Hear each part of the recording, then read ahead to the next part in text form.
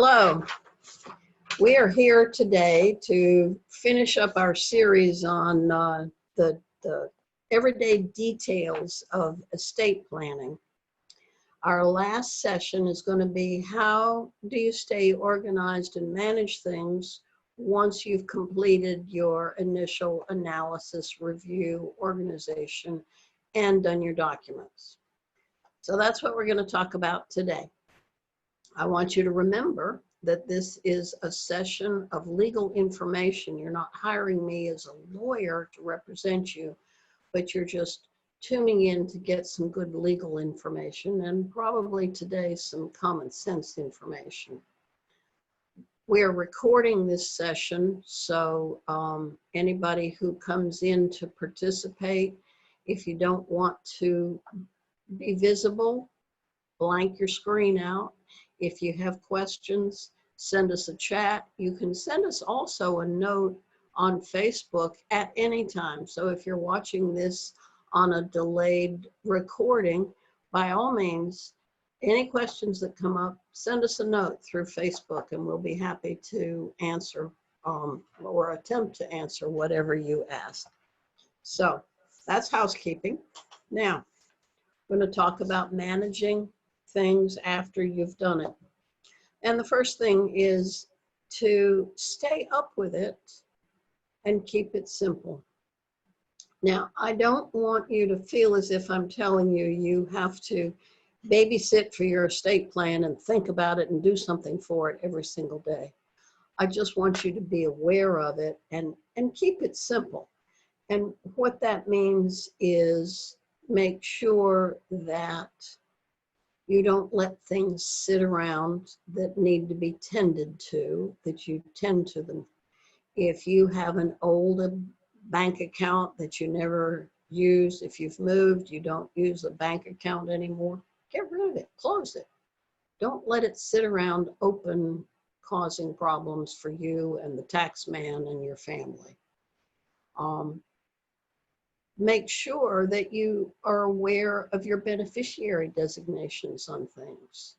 Not that you worry about them every day, but just that you're aware of what has beneficiaries and that you know that you've done your homework and know what you need to do. Make sure when you go to open a new account at a bank or a financial institution anyway, make sure you think about what we've talked about. Think about who's going to own this account. How's it going to pass if one of us dies? If one of us gets sick, who's going to manage it? All of those sorts of questions. Think about them. You may be dealing with somebody who's very new and doesn't know the answer to those and needs to go get the answers. So if you don't ask, they may leave that out of the mix and you may have an accidental mess. So make some efforts to keep it up to date and keep it simple. And make sure you think about the people you've named as your fiduciaries to come in after you've already put this in place and you've moved on and they're acting for you. Make sure they know what your wishes are, that you've told them, that you've written down quirky things that you may want them to know. Don't make it complicated and don't make them guess. Don't give them long rules about things that they can use their own good sense about. Let them know what the important wishes are and move on to doing other things, okay? So keep up with it and keep it simple. Where do you put it? That's something, again, that you need to have a strategy for how are you gonna manage it? Some people like safe deposit boxes. Some people like house safes. Some people like file cabinets. Some keep it in the garage and some keep it in the bedroom and some keep it in the office. Just make sure you have one consistent place for all of the parts and pieces of your plan and that a number of people know where it is. If you're going to have a safe deposit box, it's a good thing for valuables and things that could not be replaced if they got destroyed. I don't like you to worry too much about a box for these documents because you can always get them printed off again and replaced. So think about where you put it and think about during the year, the mail comes in, the kids are crying, you're busy, and you have an important financial document in your hand. Where's it going to go? Your focus is on the kids and what you need to do to get supper on the table. You don't want to be walking around trying to keep this piece of paper safe because you're going to need it for your tax reporting or your financial planning. Have a place in your kitchen, by your front door. Have a place where you dump, this is important, but I'll deal with it later. So get yourself a place and make sure that you have that. Okay. When do you need to change this? Think about being aware of important life changes that might create a need for you to update your documents. There's an awful lot that goes on in life, and some of those things maybe are pretty obvious that you might need to change your documents. When we draft, we try to keep some of the obvious risks in mind and draft around them. So it says, if so-and-so doesn't survive me, then I leave thus and such to so-and-so other person. But when life throws a curveball at you, one of the things that you need to circle back around is to think about, now, what did I write? How is it going to work now? Is there anything that's changed that I need to address? Your children grow up. You don't need the trust anymore. Do you need to revoke it? No, it's fine. Your will says if the children are under 25, it goes to the trust, and if not, it goes to them directly. So you don't need to revoke the trust, and it might be useful later. So keep it. And maybe later you'll get to revise it rather than throw it away and do a new one. One of the obvious things is death or disability of some person in your documents, somebody that you're giving things to or somebody that you're trusting to take care of things for you. Excuse me. Okay. What if you are the one who's getting disabled? What if you retire? How does that change your document? Maybe not, but you need to think about it. You need to go, oh, life's a lot different than it was a few years ago, and is there anything I need to do? This can be a passing thought while you're brushing your teeth. It doesn't need to be a big complex analysis. One obvious thing we hear from people a lot is, what if you move to a new state? Well, some things work and some things don't.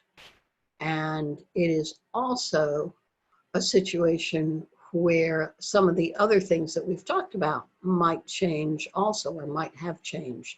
So if you've moved to a new state, it's a good idea to talk to a lawyer in the new state about your existing documents, your existing plan.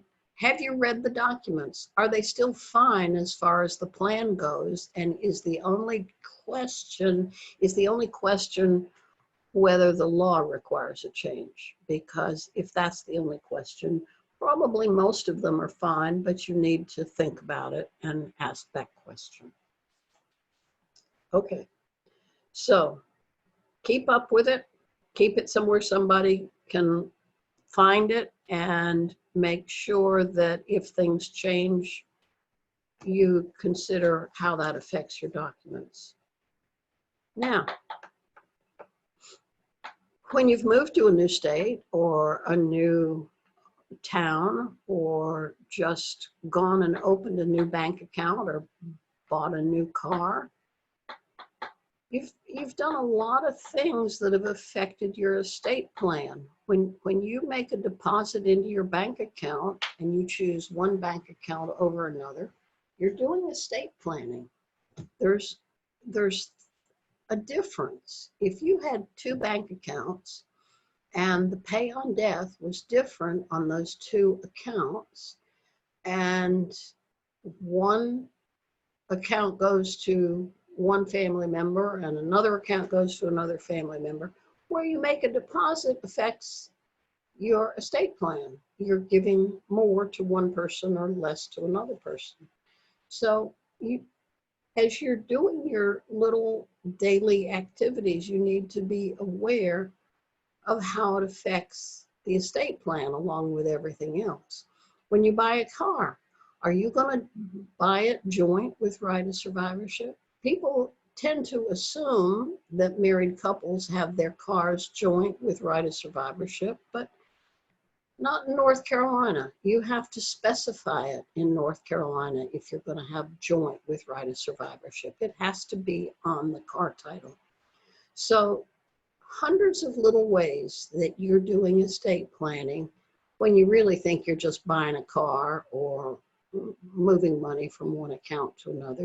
You're really doing estate planning. So think about it. Now, who do you bring in? Who do you bring into this plan? And that is something that is going to evolve a great deal over the years. When your children are little, it is crucial that you have a good plan for taking care of your children. And I tell people, think about what would happen if your car broke down on the way to the daycare center to pick up your kid. What's your plan? And you take it from that little tiny piece up to, what if a tractor trailer truck comes through the intersection and smashes you flat on the way to the daycare center? Okay, there's many, many, many changes and gradations of catastrophe in between those two things, and you need to have some simple, immediate plans when you've got young children.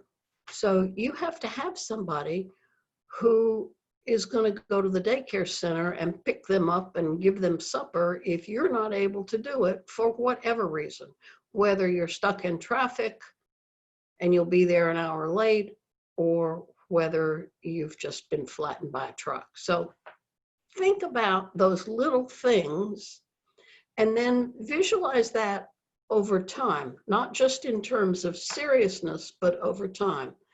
All of those plans are going to evolve. As the kids get older, they're going to begin participating in the planning rather than being the recipient of the plan. And you're going to have to be realistic and thoughtful about how you include them in your plan. So when they're 25, you may not have the life insurance payable to the trust. You may make it payable to the children because they're old enough to manage that money. And as you get older than that, you may make them the fiduciaries in your will and in your trust. Well, the first step in that is to include them. So as they get into college, you have to start telling them, well, here's what I've done, and here's what I think, and here's the plan, and what do you think, and what do you want, and how are we going to manage your affairs, and how am I going to help you, and how are you going to help me? So those are, as my friend Nancy Ruffner would say, you need to have the conversation with those children appropriate to their age. So you may start talking to them about finances when they're in elementary school, getting them a bank account, and as they grow, make them understand more and more and more about that financial planning and how they can do it and how they are then going to have to learn how to participate in your financial plan.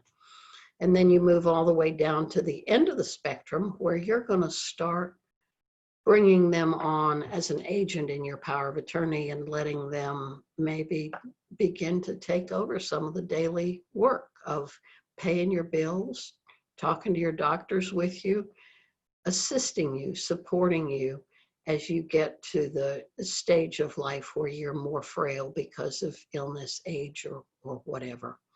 So think about who you're going to tell and how you're going to participate and how you're going to have them participate in this plan. You need to make sure that there's somebody at each one of these stages who knows where your documents are, who knows where your financial records are, who knows where your tax filings are. You need to have somebody, whether it's a sibling, a parent, a child, a friend, who can go put their hands on your will and who can begin to contact your CPA and get tax records and pick that up.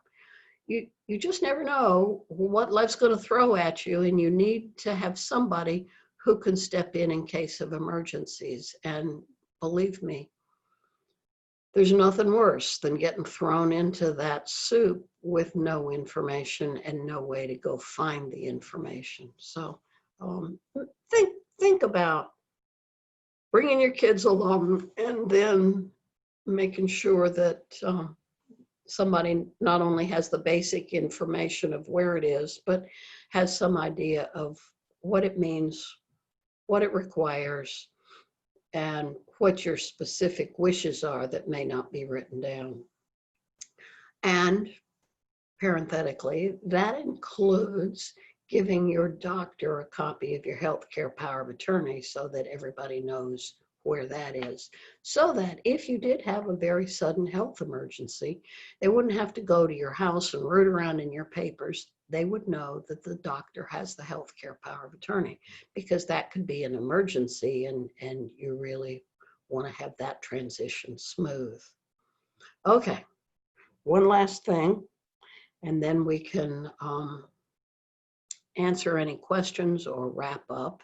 And that is, you need to put together a team of professionals. And you need to start doing this young, and you need to do it more and more aggressively the older you get. So you need to have a team. Obviously, I think a lawyer should be one of the people on that team, but your CPA and your financial planner, a doctor,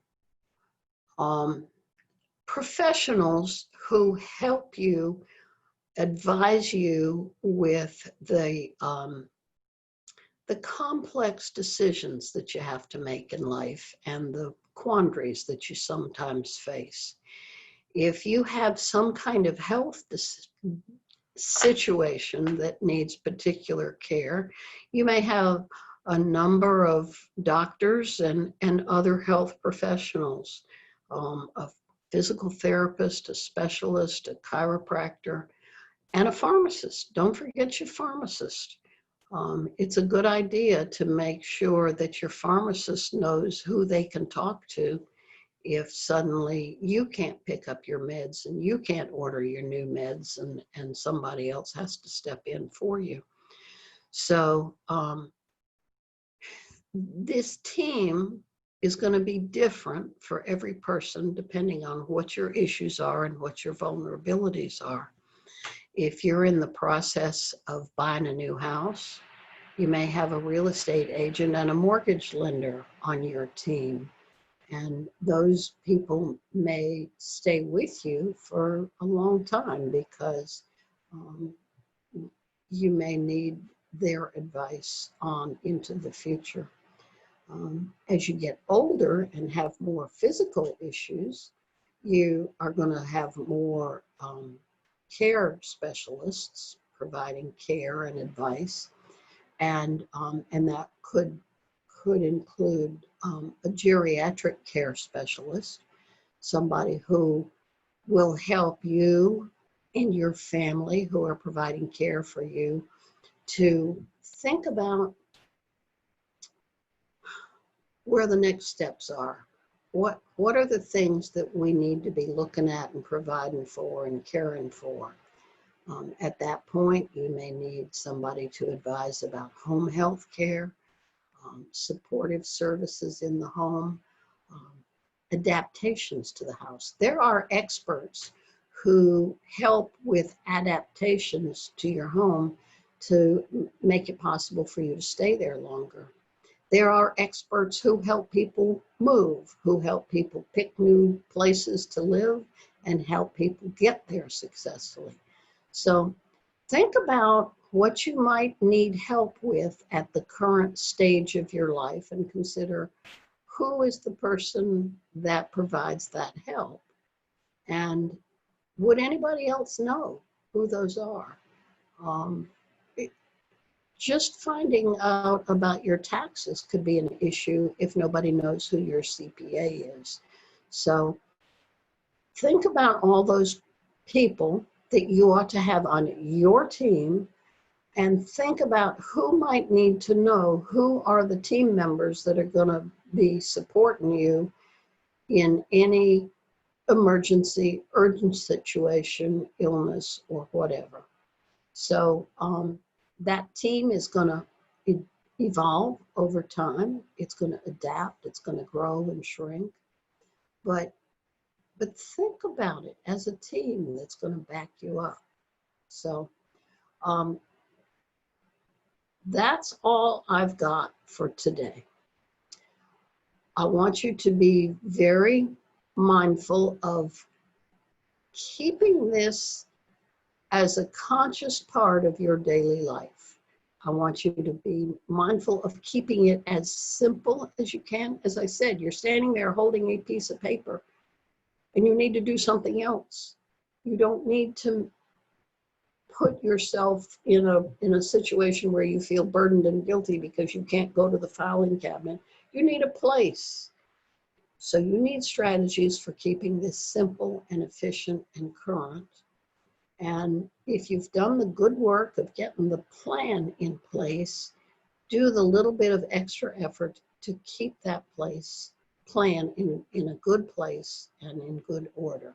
So I welcome any questions that you might have. I encourage you to send us some notes on Facebook or by email or call us, and we would love to stay in touch with all of our old clients. And the more questions we get, the more we know that you're getting benefit from our work, and that makes us happy. So I thank you for participating, joining with me, and I look forward to hearing from you in the future. If you have ideas and questions about other topics that you want us to expand upon, by all means, send us a note about that, and we'll work on it. Thank you for joining me.